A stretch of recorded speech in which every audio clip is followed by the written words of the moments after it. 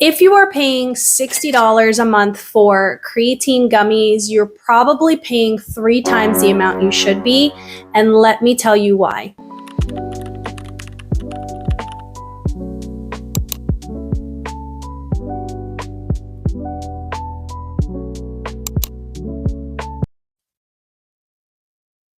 Hey guys, welcome back to my channel. I really need to come up with an intro because starting like that, like every other YouTuber on here, is really not who I am, but we're in a different spot. Thought we would try something new. The lighting seems to be pretty good. Let me know how you like it.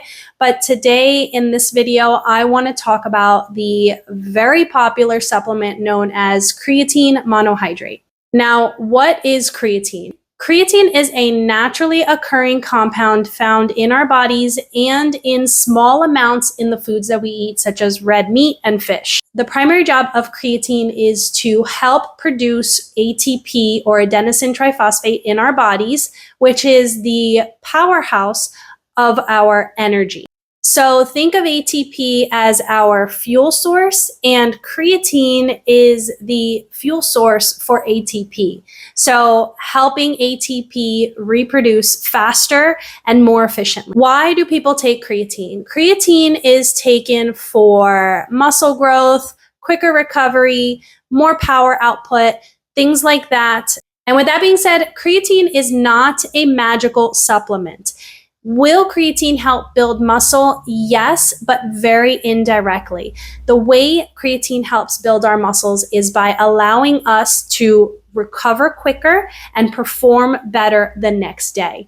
So it is keeping us from feeling as fatigued and speeding up our recovery process. By doing this, it is allowing us to improve our performance and recover quicker so that we can get into our next set or even our next workout quicker. Because as we all know, training more consistently over weeks and months, that's where the muscle growth happens. One of the biggest misconceptions with creatine is the water weight gain myth.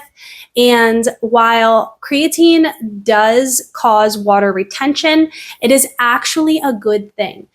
Creatine will cause water retention in our muscle bellies, allowing the muscle to look bigger.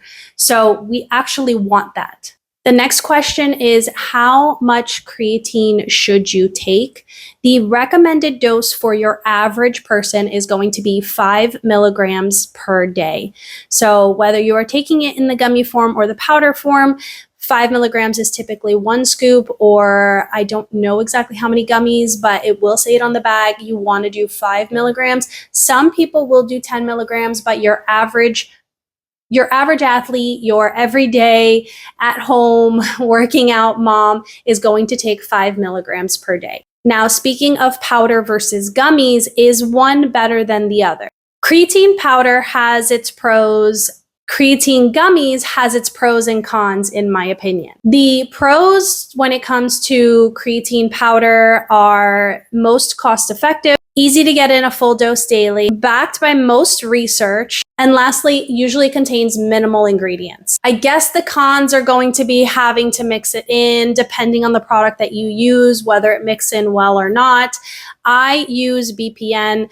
This video is not sponsored by BPN, although I would not be opposed to it. But I do use BPN products overall, creatine monohydrate being one of them. Now, for the gummies, obviously they are probably delicious. I have not actually tried them myself, but when it comes to the gummies, I think the biggest cons are they are much more expensive. They often have added sugars. So you have the added sugars and possible calorie count, if that is something that you are concerned with at this time. And they may require you to take multiple gummies, as I mentioned before, in order to get in your daily dose. Now, there is no one is better than the other as far as performance goes. As long as you're getting in your 5 milligrams per day, then you are hitting the recommended dose, in which case it will be functioning exactly the same. I know that supplements can be a touchy subject, and some people are a little concerned when adding supplements into their